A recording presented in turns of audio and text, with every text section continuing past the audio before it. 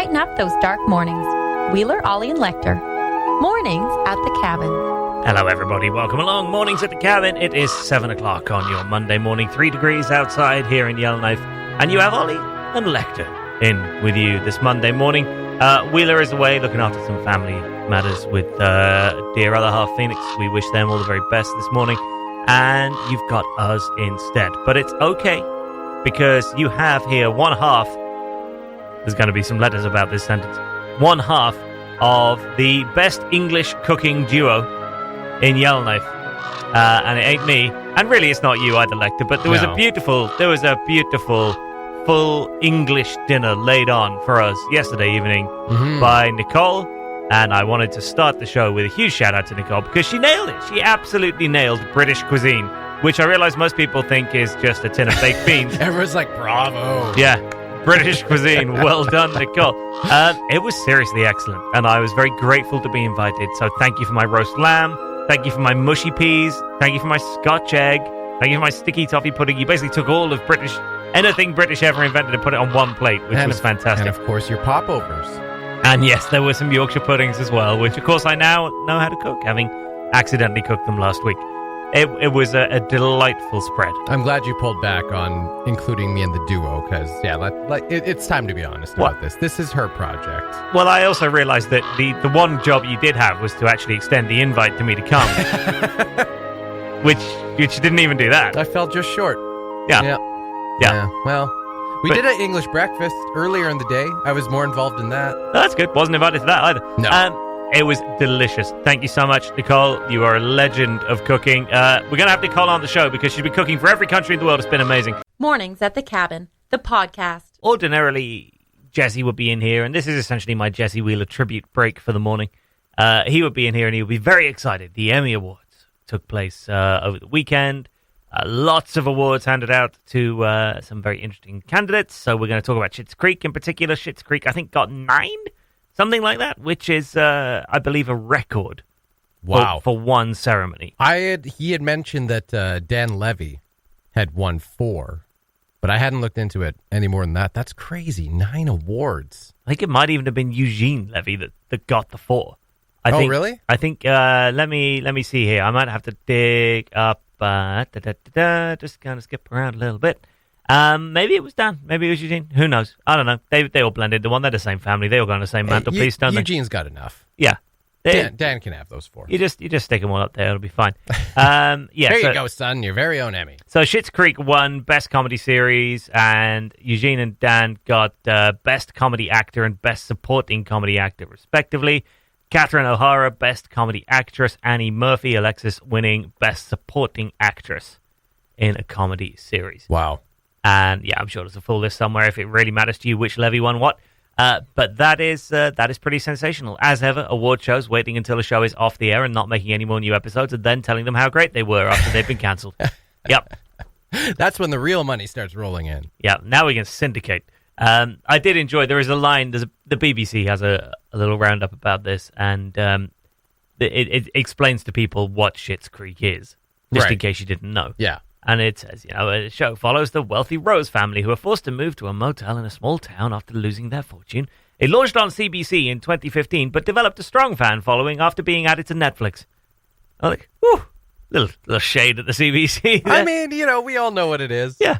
Launched on CBC where nobody really paid any attention, but then it was on Netflix and people could just choose to watch it whenever they wanted, and everybody loved it. I mean, that was our first reaction. Like, as much as, a lot of us Canadians love the CBC, there is a bit of when a new CBC show launches, there is a section of the population, even though, we're CBC supporters, we're kind of like, oh, yeah, it's a CBC show, and it kind of gets like a pat on the head. This will be earnest. Yeah, that's right. So there's a little bit of that, and then, of course, when it got picked up by Netflix, and then I think we kind of all woke up to the fact that... Oh, if Netflix likes it. Well, that like other audiences, that it was actually getting big in America, I think then there's kind of like an air of legitimacy, like we kind of come out of our shell, and we're like, it's okay to say we like this? It's not just an us thing? We're allowed to, like... celebrate this homegrown show? How wonderful. Honestly, I avoided the show for years because it was a Canadian-made comedy show, and I thought, I know how that goes. And me too. And you know what? I started watching it and I thought, oh, this is embarrassing. This is actually really good television. Yep, me too. Yeah, it was the same way, exactly. Like you had that stigma, CBC shows, like, how good could it really be? And didn't watch it for years, and then just kept hearing it come up. And every time it came up, all I heard was how good it was, how funny it was. And then eventually it's like, all right, I'm going to have to give the show a chance eventually. Finally did.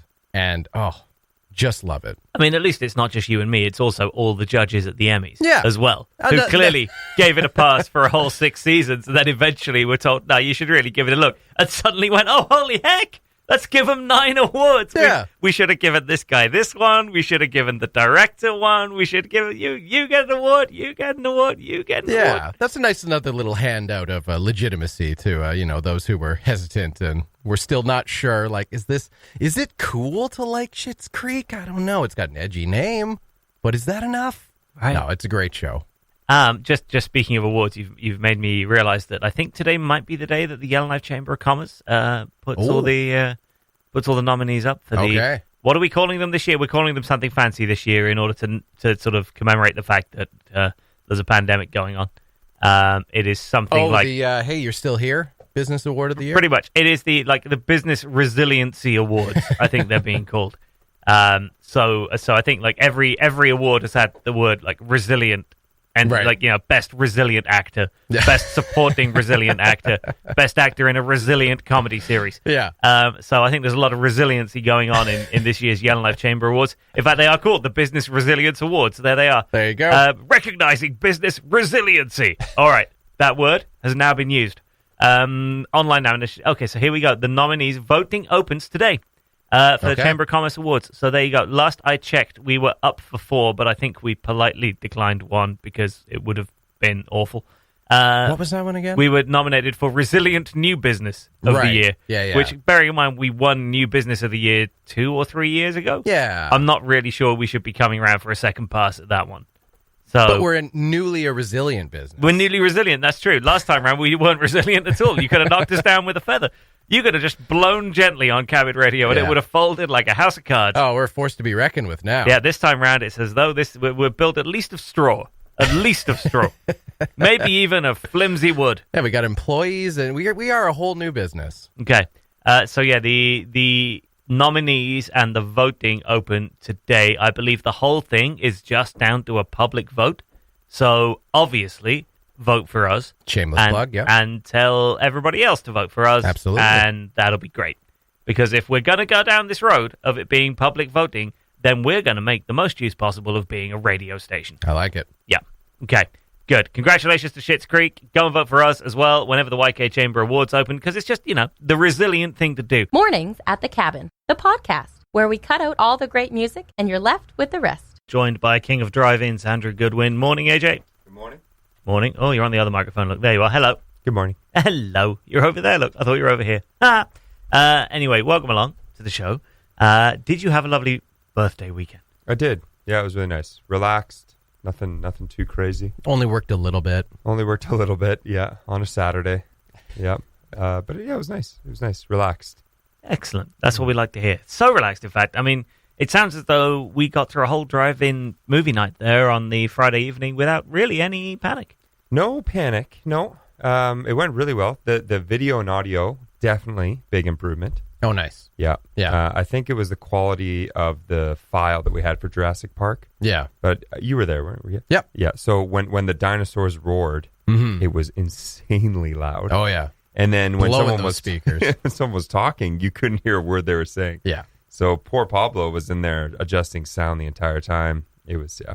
But anyways, we used just the DVD. I think the lower quality video and audio works better through the projector and through the transmitter. It had a nice effect with Jurassic Park, though, because, I mean, a dinosaur screaming in your face should be kind of deafening. Yeah, it should be a little too loud. Yeah. Yeah, you're right. But back to the immersive future, experience. That's what we were going for. I guess the lightning strike was pretty loud still. Oh, yeah. But you could hear what they were saying. That was the difference. Yeah. So, Again, I mean, 1.21 gigawatts. That should be loud. That's a lot of power. Right. Yeah, a lot of power. So, yeah, it went really well. The lighting, there's a couple lights on the front of the building, or where the screen was on the side of the building. Luckily, we got those turned off. Oh, okay. Those were, that's kind of crucial. It gives you a bit of a headache with those on. Yeah. And then we had the parking lot lights that were still on. So I think if we can get those off, then we're laughing. Oh, and we had the pellet boiler light off, which was a huge difference. I thought you were going to say we had the pellet gun. They just didn't let us use it to shoot the lights. They were too well protected. Yeah. Well, what are you going to do? Actually, that came up quite a bit. Like, well, I got a 22 in the truck. I'm like, oh, this town, so accommodating. People have solutions for everything in this town, and it often involves guns. It went there before the light switch. Oh, the lights are on. Oh, how do we turn them off? Well, I got a 22 in the back. I mean, it's probably easier, right? Nobody knows where the switch is. I'm sure we could just unplug them somewhere, but good to know that we have firearms in the crowd. Those lights need to be replaced anyway. This is a children's movie. Why do you have a loaded gun in your truck? You never know what might happen at the drive-in movie. It's true. You never know when you might need to defend your family against a particularly aggressive popcorn, dispenser. Yeah. That's There's right. not enough butter on this. Yeah. Oh, here we go. Yeah. Everybody Bare ducks arms. down. It's like a saloon in the Old West. Everybody ducks down. Suddenly the whole place goes quiet. The movie stops playing. The dinosaurs look around nervously.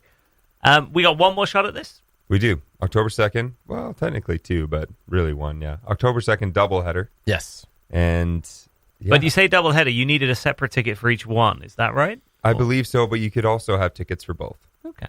Yep.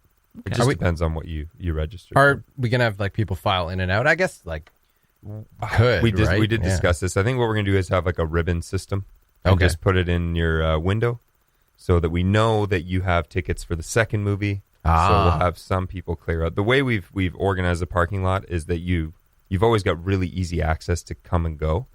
So you can if there's an emergency in the middle of the movie, or kiddo's got to pee and doesn't want to use a porta potty, whatever the reason, you can always leave right away. Yeah. So it should be easy to send out the people that don't have tickets for the. Yeah, you say that, but they've all got loaded guns, AJ. Yeah, it's true. Now that I know this, I'm going to be a little more cautious when I'm kicking people out. And inquiring minds need to know porta potties. We didn't have them in May for our first drive-in movie. How did that go? I think it was very well received. Okay. Yep. Plenty Lovely. of hand sanitizer and soap in there as well. No disasters. So they abided by COVID rules. And definitely throughout the movie, it was mainly kids. And you could see their parents just as fast as they can getting them to that porta potty. I went, all right, that's good. Emergency avoided. No lousy tricksters trying to rock them while people are... No, okay. No, actually, good. everyone is very well behaved. Yeah. I did kind of get them at first when I introduced everything. Because there's no honking, obviously, because it's kind of late at night. Yeah. But for the very first one, I was like, all right, let's get some honks going. Because it was 8:30. I was like, we can get away with it now. But I was like, okay, that's it. No more honking. Well, of course, unattended porta potties, too, in this town have a bad recent history, if you ask the Yellowknife Slow Pitch Association. So, the one at Parker Park that somebody melted. The one that melted, yeah. That's the last thing you want to do with a porta potty. Yeah, really. I mean, you get spray painted. Well, don't spray paint it, but that's usually what happens. But melting it? Yeah. Oh, Bit extreme. You're asking for some serious smells. Yeah. I mean, luckily there was no food being served. Just popcorn, probably. That was in the vicinity. So there was probably not much danger there. Yeah. I mean, if you're going to melt a porta potty, they did it the most responsible way, is what you're trying to say. Welcome to Cabin Radio. If you're wondering how to commit some form of vandalism this week, they're coming up with AJ and Lecter after 8 o'clock. We'll talk you through how to appropriately melt a porta potty. AJ, congratulations on your latest drive-through success. So, drive-in movie, one more night. We got The Incredibles and Hook.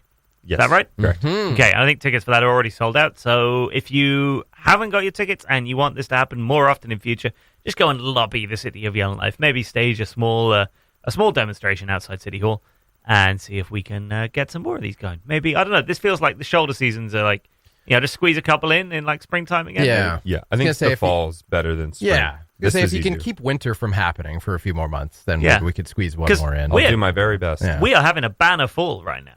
It has been fall out there for some weeks, rather than the usual 3 days and gone. Oh, yeah. So, yeah. I'm surprised we haven't had a little bit of snow yet. Well, wake up, there's a bit of snow. Well, a bit of snow on the ground, but then it goes away. That's usually happened by this time of year. Well, we might have already had that, didn't we? We had a little flutter. Frosting, yeah. Little, just dusting. Yeah. That's Ahead of all. October, though, no. Don't bring that up. Okay. Come on. Well, at 8 o'clock, I've got a weather forecast of sorts coming up for the sun. So, Northern Lights-wise. Stay tuned for that. Won't help you in terms of postponing the onset of winter any longer, but it might help you know if there's going to be some good Northern Lights in, like, the next decade. The Mornings at the Cabin podcast was recorded before a sort of live, thankfully not in the studio, audience. Now, who here knows anything about the solar cycle? I know absolutely nothing. Good? Nope. Lecter? Go Great. ahead. Okay. Sun goes through solar cycles every 11 years. Okay. And last week, a panel of experts met and decided that the last cycle ended in December last year. Oh. And There's not like a specific schedule? They just decide when it is? It sort of, you have to wait and see when you think the sun is at its weakest, and that is called the solar minimum. And then you attack. And Right? yes. No. No. Oh, okay. No. I think generally if you attack the sun, I've yet to see anyone win. Put it that way. I've yet to see anyone win.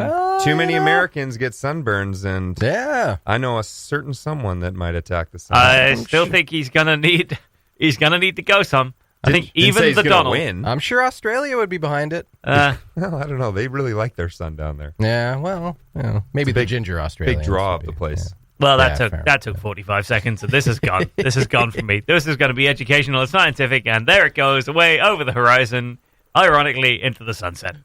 Okay, so we don't attack the sun. Don't attack the sun. Okay, I'm with you No. again. So there is a solar minimum, and you kind of have to watch for it, which is why they took until September 2020 to announce that it was in December 2019, because they sort of hung off it a little bit. Well, let's see what the sun does. Nope, now it looks like it's on an upswing. Right. That was definitely the solar minimum. Solar minimum basically means the least activity happening with the sun. Things like sunspots, solar flares coming off it. And, of course, all that stuff is what creates the northern lights. Yes. So, theoretically, December last year was the quietest it will be Oh. for at least another, I don't know, 7, 8, 9, 10 years. So it's only going to get better. Theoretically, yes. Whoa. Now, the bad side of that is that it's supposed to get gradually stronger now until July 2025, Okay. which will be the maximum. Okay. The maximum ain't going to be great, according to the forecast. So the solar cycle we just went through, which was from about 2007, 2008 through to December 2019, was the weakest in the last century. So, like, it was not great for aurora, basically. Doesn't mean that there weren't any, obviously, we've all seen them, but it was not as strong in terms of solar activity as the sun has been in past cycles. So does Okay. that mean like warmer summers too? It to a degree, it has some sort of influence on that, but it's not quite. I think the sun has to get significantly weaker. What's called a Maunder minimum, which goes back in history quite a while to when the sun really did hit a minimum, and that had a kind of ice agey vibe for the Earth. Okay. But- Ice agey. Yeah, well, The scientific term. essentially the ice age. I don't think we're very close to getting an ice age anytime soon. It's not like that drastic a shift. Well, locally we will in about a few. Well, 3 yes, weeks. we have our own. We dabble. Yeah. We dabble in ice ages here. You know, we stick a toe in, if you will, and then our toe gets frozen there for 6 months, and then we take it back out. But in terms of solar activity, it means that we'll still have some nights of great aurora, but we won't have maybe as many nights of as stunning aurora as we would have done if the sun was having a really strong cycle. I see. Now, the only thing I'll say is this is the prediction, right? So there are 12 experts who get together. They are the solar cycle prediction experts, and they have a panel. Ooh. And they meet and they decide. They run like dozens of different models, and they decide which one is most likely. They have been incredibly wrong before. Oh. In 2006, they said that the solar cycle that was just about to start then was going to be the most intense in many, many, many years. And no, it was The exact opposite. It was rubbish. It was rubbish. Uh-huh. So who knows? They could get it wrong this time as well. We could be in for a super intense solar cycle with amazing aurora every night. Who knows? But the basic good news is that we're on an upswing. So theoretically, for the next 5, 6, 7 winters, there should be an uptick in the amount of pretty cool northern lights going on. Has this board of 12 sun eggheads given any explanation for why they were so wrong? Essentially, they called the solar minimum too early last time round. So they got to like 2006 and were like, oh, there's the solar minimum. All right, we're on an upswing. But then 2007 and 2008 turned out to be even more minimum than 2006 was. Okay. And they went too soon. There was some premature expertulation. So therefore, Yikes. yeah, there it goes.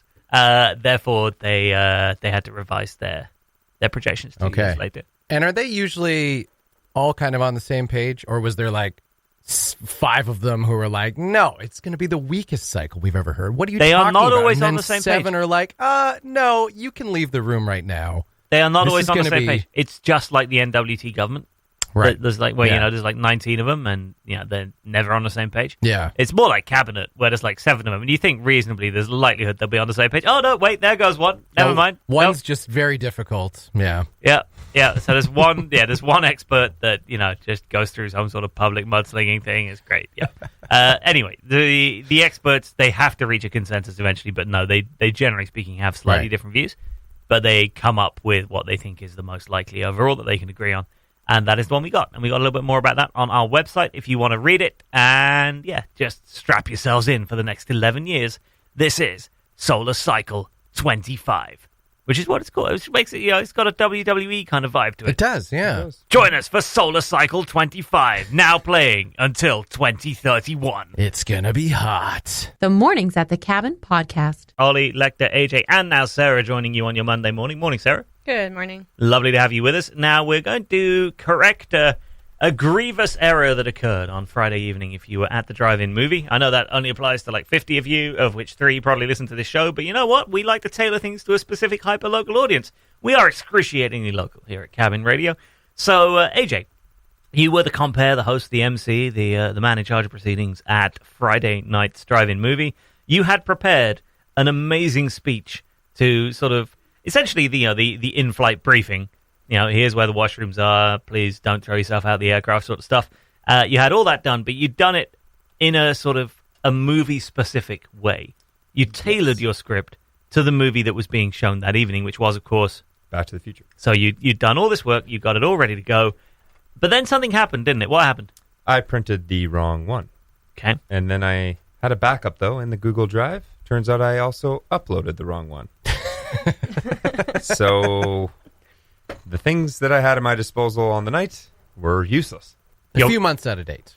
A few months out of date. And Yeah. the wrong movie completely. Wrong movie. Yeah. So Yeah. That was more the, So this script that you had worked on, and that you were so proud of, I that was. you read it out to us beforehand just to make sure that we got to experience just how good the script was. Yep. You never got to use that. I didn't. No. And you guys have MC'd before. And you know that the housekeeping part and the sponsor part is the hardest part to make entertaining. Yeah, Yes. deathly dull. Yes. You really just get through it, and then Yeah. you work on the rest of the night. So I thought, well, there's not much that needs to be said outside of the housekeeping for the drive-in movie. So I was trying to jazz it up a little bit and melt it with the movie. And I did that, but then I forgot to bring the script with me. What we're going to do, because we know how hard you worked on that, and it was, honestly, it sizzled, it dazzled, my heart leapt, it soared. It was a roller coaster of emotion listening to I don't like rehearsal. how you're lifting it so high right now. No, it honestly, it may be the finest prose since Winston Churchill rallied the British people, that we will fight them on the beaches, we will fight them in the streets. Honestly, it could turn the tide of wars, this speech that you're about to hear. We're going to give AJ a second chance. He has, is it the correct script that you're looking at? Are you Double sure? check. Let me just double check. Yeah, you Yeah. double check. Yes. Sure, rat. Okay. Yes, it is. And so I'm going to actually put down every other microphone right now, and I'm just going to leave you. And this is what you would have heard on Friday at the drive-in movie if AJ was capable of uploading or printing the correct script. Here we go. Welcome to Jurassic Park. Come on. Is this the right script? Oh, no, it is. Yep, no, we're good. I'll- Please abide by all health authority guidelines, which include, if you need to leave your vehicle, please maintain physical distance and be aware of any DeLoreans. They have been warned about speeds in excess of 88 miles per hour and can appear out of absolutely nowhere. Only people within your bubble can be in your vehicle, so no, Doc Brown can't ride along for this one. You can travel to a specific date and time, but not space. In short, if you leave this parking lot, you can't just magically appear back in this parking lot. If your flux capacitor breaks, you'll need to find some lightning or some other source of 1.21 gigawatts of power. Really, anything will do. No honking. We do have neighbors. So, and we don't want the cops breaking up this sweet party. So, Johnny, be good. So the mics are off. You can't hear Scott laughing, but he's losing it. He's loving every second of this. He's losing something. He's losing something. As much as you'd like to warn your past self that there will be a global pandemic in 2020, please restrict all contact with yourself. If halfway through the movie you need to leave, that is no problem. Please do not reverse. Simply pull forward and exit by the multiplex. Keep in mind, if at any stage you change something during the movie, you may return to an alternate universe when you get home, which frankly is just a pain. FM frequency is 91.0, which actually changed on the night. If you're not currently on that channel, then you can't hear me, so this doesn't matter anyways. Please avoid idling the best you can. I know it can get a little chilly in space and time, but it's not like we can just time travel back and fix the environment, so idle if you're cold, but try to limit it. If you do decide to change anything during the movie, the good news is you'll retain all your old memories, but for no logical reason whatsoever, you will have no memories from the new timeline. And the last most important rule, have fun and enjoy the movie. Ladies and gentlemen, Back to the Future. That was beautiful. That was beautiful. I'm glad you didn't get to do that on the night, though, because you would have said 1.2 gigawatts out loud, and you would have instantly lost a lot of credibility with the Back to the Future audience, who, of course, know it's 1.2 gigawatts. Mm-hmm. Oh, yes. But luckily... I think they would have let it slide, probably. But luckily now, of course, you can go Back to the Future, do it on a Friday night exactly the way that you should have done the first time round, and McFly, you will be able to save the world. Well done. It'll be a different movie, but yeah. Thanks for listening. Check out more from the show at cabinradio.ca and by following the Mornings at the Cabin Facebook page.